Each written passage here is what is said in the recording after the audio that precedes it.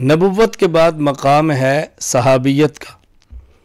صحابہ کرام میں جو وجہ فضیلت ہے اور صحابہ کرام میں جو وجہ کمال ہے وہ صحابیت ہے۔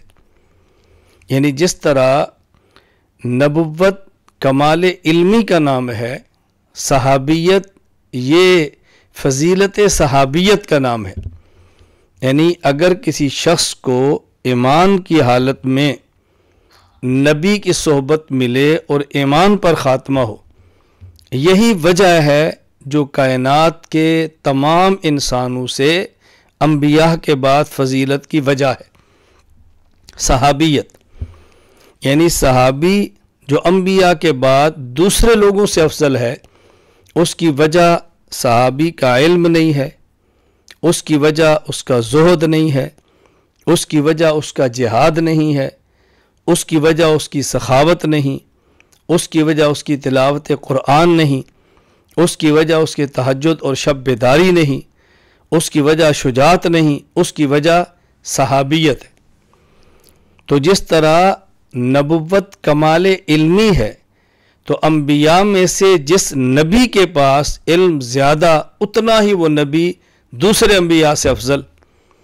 تو صحابہ کرام رضی اللہ عنہ مجمعین میں سے جس شخص کے پاس صحابیت جتنی زیادہ ہے، اتنا ہی وہ دوسرے صحابہ کرام سے افضل شمار ہوگا۔ اب اس پر آپ دیکھیں تو حضرت سیدنا صدیق اکبر رضی اللہ تعالیٰ عنہ ممتاز نظر آتے ہیں۔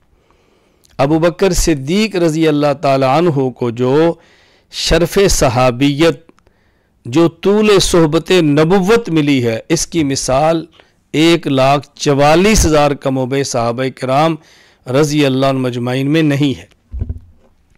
میں گزارش کرتا ہوں ایک وجہ سمجھیں،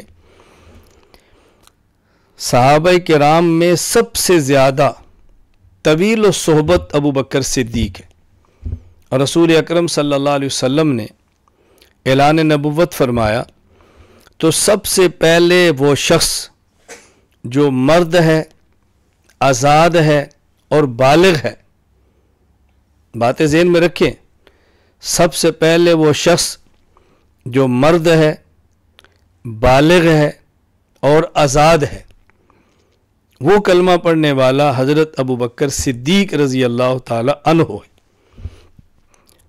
حضرت خدیجۃ الکبریٰ رضی اللہ عنہا نے سب سے پہلے کلمہ پڑھا، لیکن خواتین میں سے سب سے پہلی خاتون حضرت سیدہ خدیجہ کبریٰ ہیں۔ حضرت علی المرتضیٰ رضی اللہ عنہ کلمہ پڑھا، لیکن وہ نابالغ تھے۔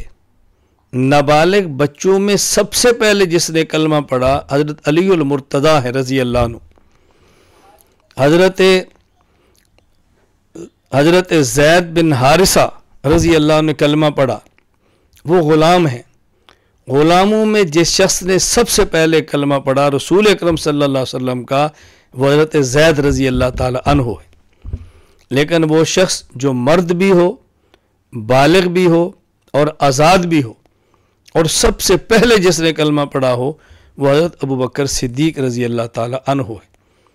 گویا رسول اکرم صلی اللہ علیہ وسلم کا جو ساتھ ہے، نبوت کی جو صحبت ہے، وہ سب سے زیادہ حضرت ابو بکر صدیق رضی اللہ تعالی عنہ کو ملی ہے۔